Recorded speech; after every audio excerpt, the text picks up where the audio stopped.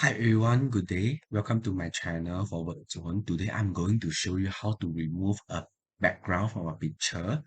So firstly, you have to go into PowerPoint, go to Insert tab, click on Picture, insert the picture from this device.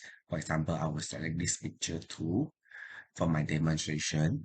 In order to remove the background, I have to go to Picture Format and click on Remove Background. So in order to keep the area that you need, you have to click on mark area to keep and mark on the area that you wish to keep. So the pink color will go away and the system will help you to keep it. So you can see the colors here is being removed. So you just have to mark it in order for PowerPoint to recognize it. Okay, so you also can see there are areas that are not being removed.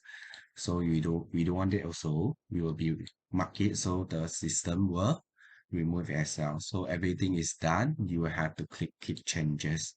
So your picture will be in transparent mode. You can move it everywhere. So the background will be able to see when your picture is in front.